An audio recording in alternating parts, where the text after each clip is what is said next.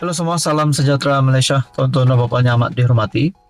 Saudara-saudara yang amat dihormati, selepas gempar keputusan pengampunan Najib yang dikurangkan sebanyak 50% daripada 12 tahun kepada 6 tahun penjara dan denda 210 juta kepada RM 50 juta. Akhirnya Najib melalui peguamnya yang berkata bahawa terdapat tita adendum ataupun tambahan yang menyebut Najib boleh ditahan di rumah. Nah, saudara-saudara, ini menjadi persoalannya. Kalau benar Najib boleh ditahan di rumah, bukankah ada pihak-pihak yang lain yang akan membangkang perkara ini, yang mahu Najib menghabiskan sisa hukumannya di penjara? Nah, saudara-saudara, mungkin ada yang lebih fasih berkaitan dengan itu, namun akhirnya Presiden UMNO Zahid Hamidi membuat pengakuan yang besar. Zahid berkata, titah diraja memang ada, saya sudah baca. Timbalan Perdana Menteri Ahmad Zahid Hamidi menyokong dakwaan Najib. Berhubung dakwaan kewujudan titah addendum tambahan agar dia menghabiskan baki hukuman penjara dengan tahanan di rumah. Namun saudara-saudara, dalam artikel yang lain daripada Malaysia Kini juga berkata, ini adalah kenyataan daripada Peguam Najib yang menyoal kenapa kerajaan sembunyi titah tambahan soal Peguam Najib. Peguam Najib Abdul Razak menuntut kerajaan menjelaskan dakwaan mereka yang menyembunyikan kewujudan titah tambahan yang di Pertuan Agong yang membenarkan bekas Perdana Menteri itu menghabiskan hukumannya bawah tahanan rumah. Muhammad Syafiq Abdullah berkata demikian kepada media di pekarangan Mahkamah Tinggi Kuala Lumpur. Syafiq berkata, dia menghantar berpucuk-pucuk surat kepada pelbagai menteri, termasuk Perdana Menteri Anwar Ibrahim, tetapi tidak mendapat sebarang balasan. Tiada siapa boleh sembunyikan. Ini titah arahan yang di Pertuan Agong, katanya. Syafiq sebelum itu menghadiri pendengaran dalam kamar kes Semakan Kehakiman untuk mendapatkan kebenaran bagi menguatkuasakan titah tambahan diraja itu. Mahkamah juga menetapkan tarikh 5 Jun ini untuk membuat keputusan terhadap permohonan itu, deda Syafiq. Nah, di dalam kenyataan daripada Zahid Hamidi yang juga Presiden UMNO menyokong dakwaan itu menerusi afidavit yang difailkan di Mahkamah Tinggi KL pada 9 April lalu.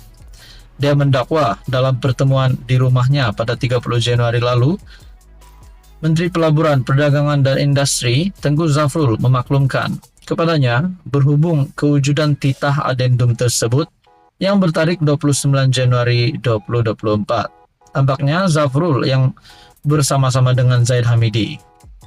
Saya sesungguhnya percaya bahawa untuk tempo masa yang mencukupi, saya melihat dan membaca titah adendum. Saya melihat dengan jelas semua kandungannya dan bahawa ia merupakan sebahagian daripada proses pengampunan permohonan Najib yang merupakan tambahan kepada titah utama, kedua-duanya bertarikh 29 Januari. Justeru saya dengan ini mengesahkan kewujudan titah adendum bertarikh 29 Januari 2024 yang dititahkan oleh Yang di Pertuan Agong. Saya juga percaya selain saya dan Tengku Zafrul, anggota kerajaan yang lain telah melihat titah adendum tersebut.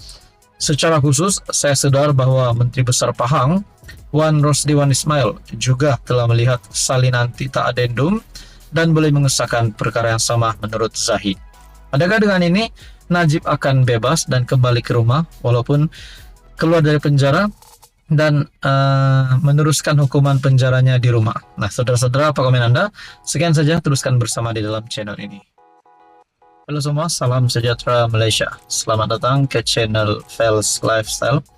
Tuan-tuan dan puan yang amat dihormati, sebelum ini kita mendengar nama PMX sekali lagi dipuji ramai berkaitan dengan misi gila di mana Anwar Ibrahim menjadi watak utama berjayanya misi gila ini, yaitu mengeluarkan keluarga saudara Nadir dari Rafah Akhirnya, tonton Bapak, terdapat perkongsian daripada Harapan Daily yang menyatakan Presiden PAS wajar mohon maaf, kaitkan PMX dengan Zionis.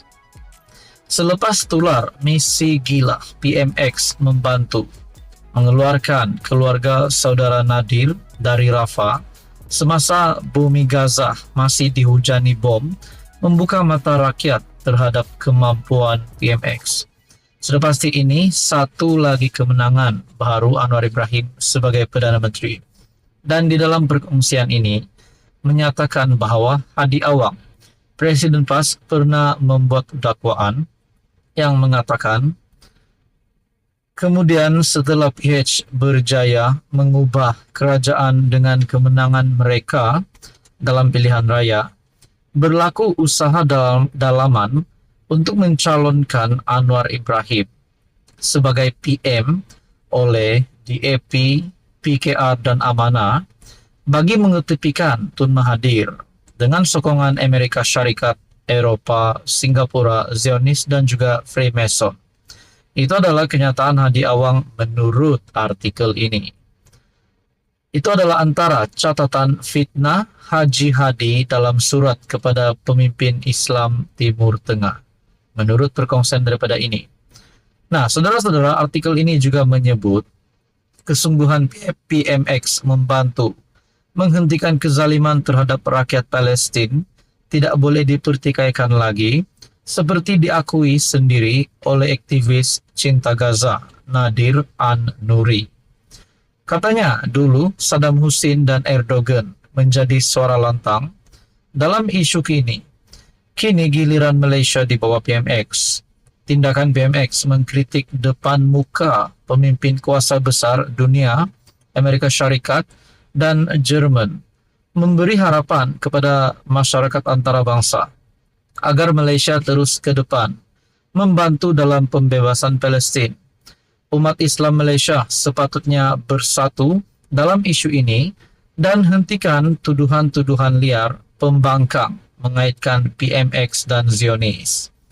Pada Mac 2022, Haji Hadi utus surat kepada pemimpin-pemimpin Islam Timur Tengah untuk menjustifikasi tindakannya berkomplot tebok atap.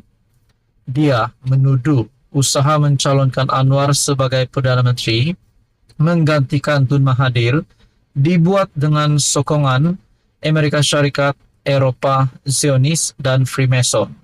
Walhal perkara itu merupakan perjanjian yang dibuat sebelum PRU 14 dan Islam mengajar untuk kita berpegang kepada janji.